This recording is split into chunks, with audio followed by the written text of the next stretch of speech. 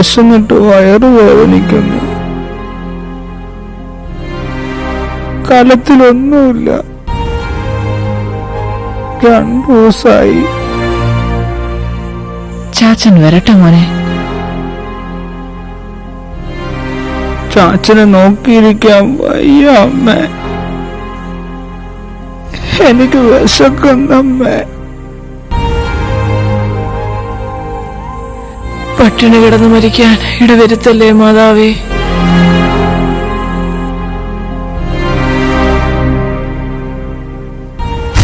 എല്ലാ ചലനങ്ങൾക്കും ഒരു പ്രേരകമുണ്ടാകും. ചലിക്കാനുള്ള ഇവരുടെ പ്രേരകം വിശപ്പായിരുന്നു.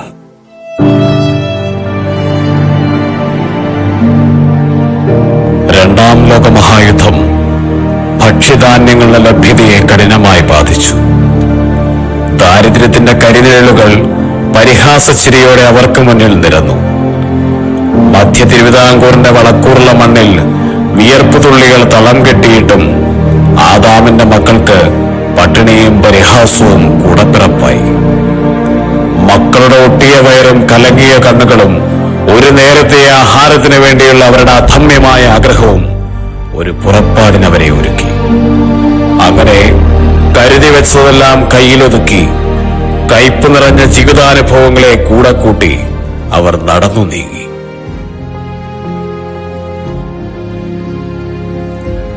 കരങ്ങളിൽ ഉയർത്തിയ ജപമാലയും ചോർന്നൊലിക്കാത്ത മനോധൈര്യവും അഗ്നിസ്തംഭവും മേഘത്തൂണും പോലെ അവർക്ക് വഴികാട്ടി.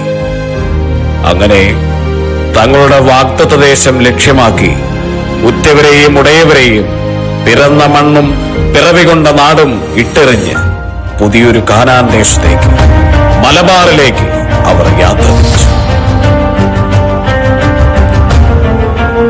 മലബാർ മാനുവൽ, പറിച്ചു നടപ്പെട്ടവന്റെ സങ്കീർത്തനം.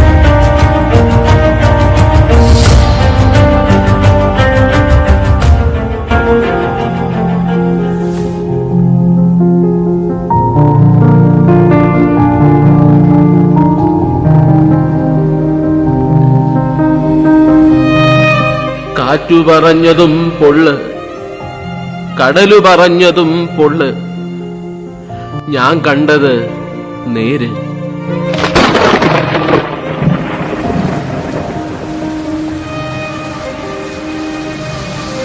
പെരുമഴ പെരുമ്പറ മുഴക്കി പെയ്തുകൊണ്ടിരുന്ന നാളുകൾ.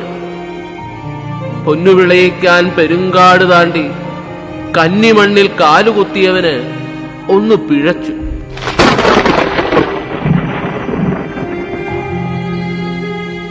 കൂടെ നടന്നവരെ കൂട്ടി നിർത്താൻ അവനാകാതെ പോയി. വിധിയുടെ കരുണയില്ലാ കരങ്ങൾ സംഹാര താണ്ഡവമെടുത്തു. മരണത്തിന്റെ മണിനാദം മാറ്റൊലി കൊണ്ടു. മലബാറിന്റെ മലമടക്കുകളിൽ പവിഴം കൊയ്യാൻ പോന്ന കുടിയേറ്റക്കാരൻ എന്റെ അഗസ്തി. കണ്ണീർ കടൽ തോരാമഴയായി പെയ്തിറങ്ങിയ പെരുമഴക്കാലത്ത് അവന്റെ ഏങ്ങലടികൾ ആ മഴയിൽ ലയിച്ചില്ലാതായി.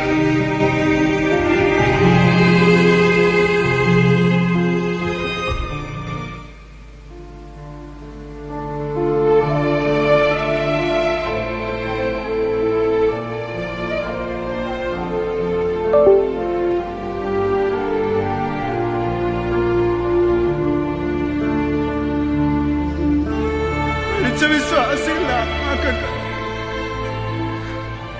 ഒടുതമ്പുരാന്റെ മനോഹരം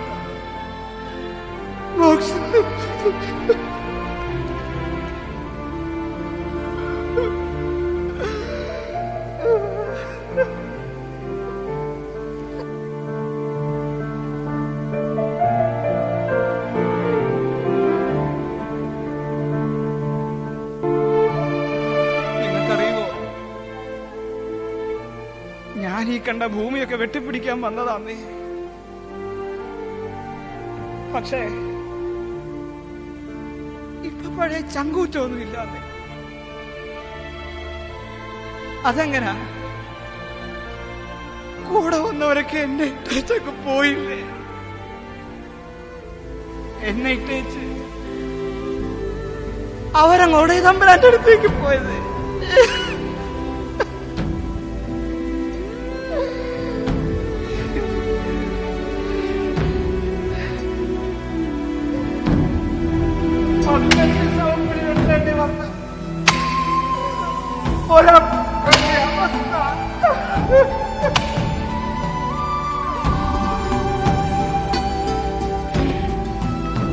മലബാർ സ്വർഗമാണെന്ന് പറഞ്ഞവരെന്തിയേ? മലബാർ മരണവാ. ശവം തിന്ന് മതിയാകാത്ത മണ്ണ് മനുഷ്യനെ കൊന്നു തിന്നുന്ന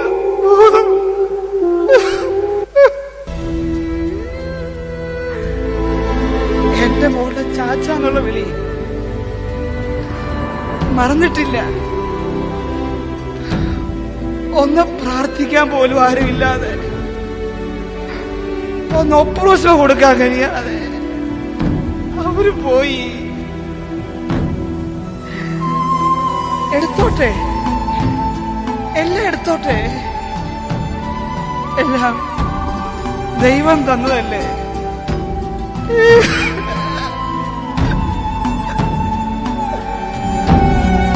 പക്ഷേ ഈ ആഗസ്തി തോറ്റ് പിന്മാറുകയല്ല. എന്റെ കെട്ടോടെ കുഞ്ഞുങ്ങളെ കൊണ്ടുപോയ ഈ മണ്ണിനോട് ഞാൻ പൊരുതും. എന്നിട്ട് ഇവരുടെ കൂടെ ഞാനും അങ്ങ് പോകും. ഈ കാട്ടി ഞാനിനി ഒറ്റയ്ക്ക. കർത്താവേ, കൈവിടല്ലേ നീ.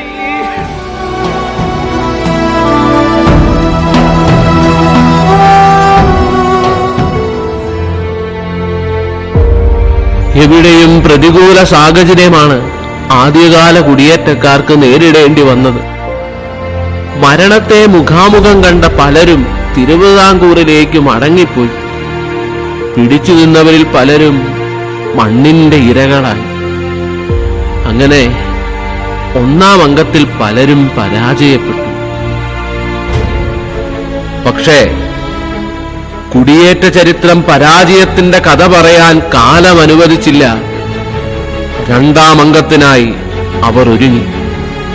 അങ്ങനെ പോരാട്ടവീര്യം ചോരാത്ത നസ്രാണികളുടെ മുമ്പിൽ പ്രതിബന്ധങ്ങൾ ഓരോന്നായി മുട്ടുമടങ്ങി.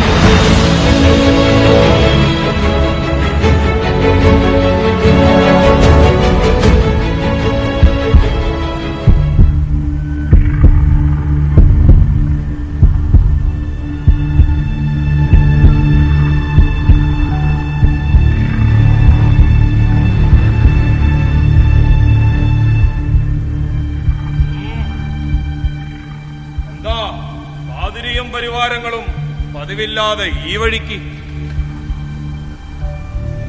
ഇനി പാതിരായ്ക്കുമല്ലോ പേടി സ്വപ്നവും. അതോ കയ്യേറാൻ പുതിയ സ്ഥലം വല്ലതും അന്വേഷിച്ചാണ് ഈ വരവെങ്കിൽ ചേട്ടന്മാര് വന്ന വഴിയെ വിട്ടോ.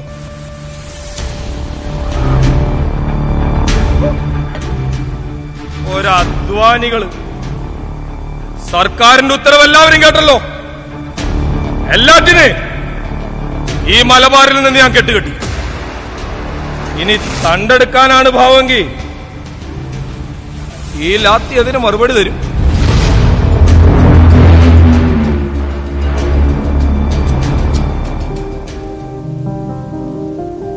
അല്ലേലും പാവങ്ങൾക്ക് കൂട്ട് പാതിരയല്ലേ ഉള്ളൂ.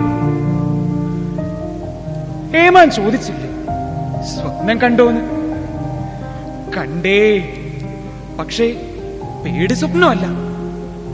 മലബാറിന്റെ മലമടക്കുകളിൽ പവിഴം വിളയിക്കാൻ പോകുന്ന സ്വപ്നം.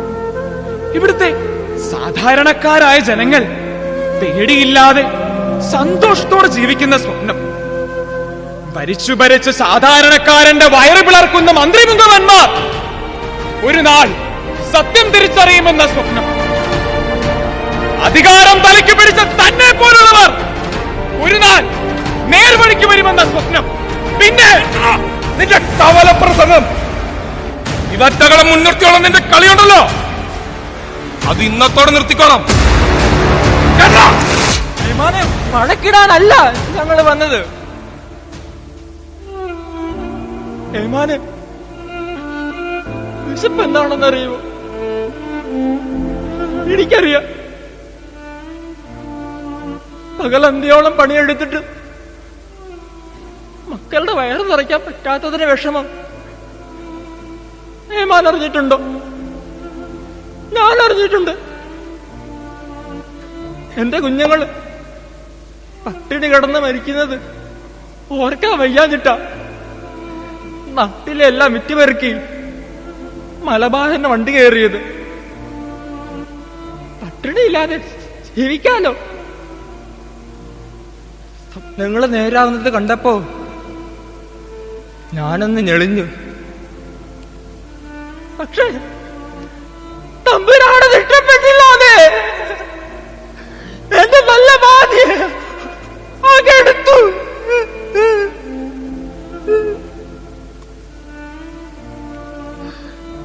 എന്നിട്ടും ഞാൻ പിടിച്ചു നിന്നു. എന്റെ മക്കൾക്ക് വേണ്ടി. അവർക്ക് വേറെ ആരുമില്ല. ഇറക്കി വിട്ട പോകാൻ ഒരിടവും ഇല്ല. മാതാവാണ്. ഞങ്ങൾ ആർക്കും ഒരു ദ്രോഹവും ചെയ്തിട്ടില്ല. പട്ടിണി മാറ്റാൻ വന്നവനെ പറ്റിക്കല്ലേ മാനെ. കയ്യിൽ കൂറയില്ലെങ്കി പോയി തെണ്ടടാ. വേണ ഈ പാതിരിയെയും വിളിച്ചോ. നിർത്തണോ? ഏമാന്മാർക്ക് ഏറാമൂളി പറഞ്ഞ് ഓച്ചാഞ്ചി നിൽക്കുന്നവരെ താൻ കണ്ടിട്ട് കാണും. പക്ഷേ നസ്രാണികളെ ആ കൂട്ടത്തിൽ കൂട്ടണ്ട. കൂടപ്പർ പുറങ്ങുന്ന മണ്ണായത്. അവരെ ഇവിടെ ഇട്ടേച്ച് ഇനിയൊരു മലയിറക്കമില്ലടോ. ആരും തിരിഞ്ഞു നോക്കാനില്ലാതെ നരകിച്ച ഞങ്ങൾക്ക് നാടും വീടും ഉപേക്ഷിച്ച് വന്ന് സ്വന്തം ജീവൻ തന്നു നോക്കിയത് താൻ പറഞ്ഞ ഈ പാതിരിയാ. ഈ മനുഷ്യന് നേർക്ക് തന്റെ കൈയിനി പൊങ്ങിയ. ഇത്രയും കാലം ഇവിടെ ജീവിച്ചിട്ടുണ്ടെങ്കിൽ ഇനിയും ഇവിടെ തന്നെ. അതിനെ തടയാൻ തന്റെ ഈ ലാത്തിക്ക് പാങ്ങ് പോരടോ. ഇനി വരുന്നിടത്ത് വെച്ച് ഈ വസ്ത്രം ദേഹത്തുള്ളിടത്തോളം കാലം ഇവരുടെ മുമ്പിൽ ഞാനും ഉണ്ടാകും. അത് മരണത്തിലേക്കുള്ളതാണെങ്കിൽ അങ്ങനെ. തലയ്ക്കു മീതെ ഒരുവൻ സുരിശയെ മരിച്ചു കിടക്കുമ്പോ പിന്നെ എന്നാ പേടിക്കാനാതെ? താൻ കരുതിയിരുന്നോ?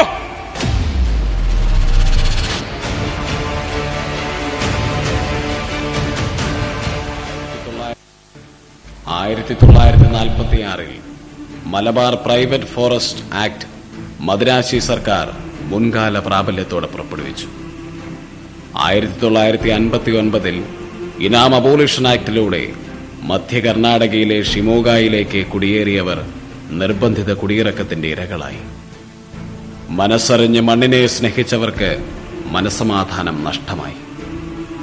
തുടർക്കഥയെന്ന വണ്ണം അരങ്ങേറിയ കൊട്ടിയൂർ കുടിയൊഴിപ്പിക്കലും കണ്ണുനീരിൽ കുതിർന്ന ചരിത്രത്തിന്റെ ഭാഗമായി. പള്ളികളും മഠങ്ങളും അഗ്നിക്കിരയാക്കപ്പെട്ടു. വൈദികർ അറസ്റ്റിലാക്കപ്പെട്ടു.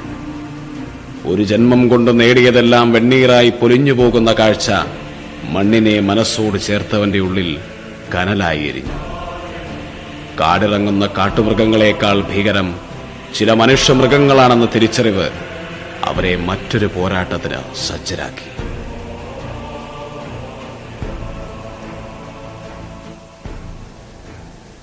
തലശ്ശേരി അതിരൂപത സ്ഥാപിതമായതോടെ കുടിയേറ്റ ചരിത്രത്തിന്റെ ഗതി മാറ്റപ്പെട്ടു.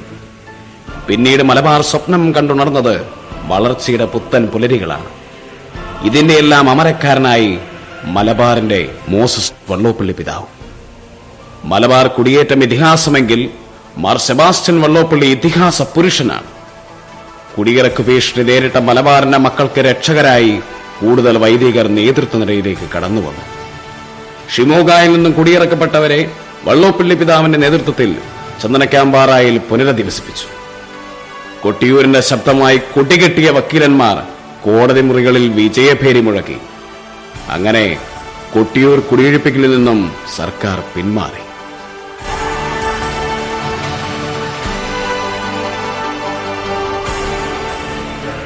പ്രതിസന്ധികൾക്കിടയിലും പതറാതെ പിടിച്ചു നിൽക്കാൻ അവരെ പ്രാപ്തരാക്കിയത് കാലത്തെ അതിജീവിച്ചവനിലുള്ള അവരുടെ അടിയുറച്ച വിശ്വാസമായിരുന്നു. ഓലമേഞ്ഞ കൂരയുടെ കീഴെ അവർ അവരുടെ വിശ്വാസം നട്ടുവളർത്തി. ജീവിതത്തിന് വേണ്ട ഊരും ഊർജവും കർത്താവിൽ നിന്നവർ ചോദിച്ചു വാങ്ങി.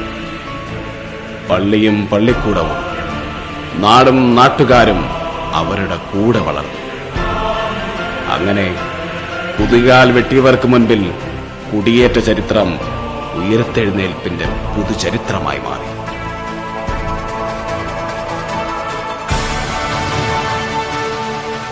പക്ഷേ ഇന്നും അവർ പോരാട്ടത്തിലാണ്, മണ്ണിനോടും മനുഷ്യരോടും. കാലഭേദമന്യേ കയ്യേറ്റക്കാരെന്ന് മുദ്ര ചാർത്തപ്പെടുമ്പോഴും കെടുതികളുടെ കാരണഭൂതരെന്ന് ഒളിഞ്ഞും തെളിഞ്ഞും ആക്ഷേപിക്കപ്പെടുമ്പോഴും കാട്ടുമൃഗങ്ങൾ കടിച്ചു വലിക്കുമ്പോഴും കോടതി മുറികളിൽ കയറിയിറങ്ങുമ്പോഴും കാലത്തിന്റെ കോമാളികളായി തീരുമ്പോഴും ഉറ്റവരുടെ ജീവൻ കൺമുന്നിൽ പൊലിഞ്ഞു പോകുമ്പോഴും അവർ സഹിച്ചു നിൽക്കും. കാരണം അന്നും ഇന്നും മണ്ണിനെ സ്നേഹിച്ചവൻ കർഷകനാണ്, തലമുറയെ പോറ്റുന്നവൻ കർഷകനാണ്, പ്രത്യാശയോടെ ഭാവിയെ നോക്കിക്കാണുന്നവൻ കർഷകനാണ്. നമുക്ക് മുൻപേ നടന്നു നീങ്ങിയ ധീരചരിതരോട് നമുക്ക് നന്ദിയുള്ളവരായിരിക്കാം. കാരണം അവർ കാണിച്ച മഹാമനസ്കതയുടെ അടിത്തറമേലാണ് പിന്നീടെല്ലാം പണിയപ്പെട്ടത്. അവർ തെളിച്ച വഴികളിലൂടെയാണ് നാം നടന്നു തുടങ്ങിയത്. ഇവിടുത്തെ ഓരോ തരി മണ്ണിനും പറയാനുണ്ട് ഈ മനുഷ്യരുടെ ത്യാഗോജ്വലമായ കഥകൾ. കാലത്തിന്റെ കാർമേഘങ്ങൾ ഒന്നൊഴിയാതെ പെയ്തിറങ്ങിയപ്പോഴും അവർ തളർന്നില്ല. കാരണം അവരെ നയിച്ചത് കർത്താവിലുള്ള അടിയുറച്ച വിശ്വാസമാണ്.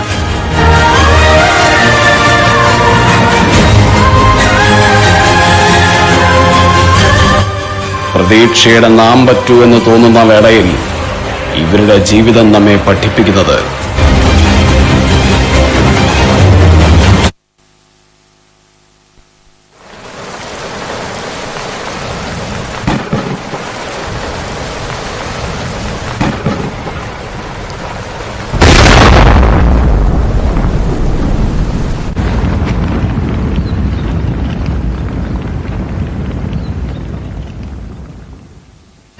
ഒരുപാട് കൂട്ടക്കരച്ചിലുകൾ കേൾക്കുന്നുണ്ട്. ഞങ്ങൾക്കൊന്നും ചെയ്യാൻ പറ്റുന്നില്ല. രണ്ടാം ലോക മഹായുദ്ധത്തെ തുടർന്നുണ്ടായ ഭക്ഷ്യക്ഷാമത്തില് നാട് വിശന്നു തുടങ്ങിയപ്പോൾ 1940-കളില് തിരുവിതാംകൂറിൽ നിന്നുള്ള കുടുംബങ്ങൾ ഉള്ളതെല്ലാം വിറ്റുപെറുക്കി കപ്പയും കാച്ചിലും നടാനായി മലബാറിലേക്ക് മല കയറിയവരിൽ ഒരു വിഭാഗം വെള്ളാർമലയുടെ താഴ്വാരത്തെത്തി. കൃഷി വ്യാപിച്ചു, റോഡ് വന്നു, വിദ്യാലയങ്ങളും ആരാധനാലയങ്ങളും ഉയർന്നു. അവിടെ വിട്ട് നമ്മളെങ്ങനെ പോകും?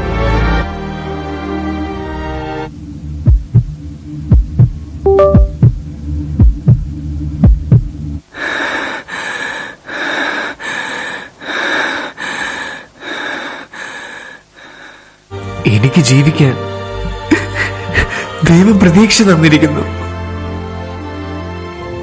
പ്രതീക്ഷയുടെ നാം പറ്റൂ എന്ന് തോന്നുന്ന വേളയിൽ ഇവരുടെ ജീവിതം നമ്മെ പഠിപ്പിക്കുന്നത് We are the pilgrims of hope. നമ്മൾ പ്രത്യാശയുടെ തീർത്ഥാടകരാണ്. നമുക്കെതിരെ വരുന്ന ശത്രുക്കളെയും ലോകം മുഴുവനെ തന്നെയും അങ്കുലി ചലനം കൊണ്ട് തറപറ്റിക്കാൻ കഴിയുന്ന സർവശക്തനായ ദൈവത്തിലാണ് നമ്മുടെ പ്രത്യാശ. മക്കബായർ 8:18. അങ്ങനെ മലബാർ ചരിത്രം പറിച്ചു നടപ്പെട്ടവന്റെ പ്രത്യാശയുടെ സങ്കീർത്തനമായി.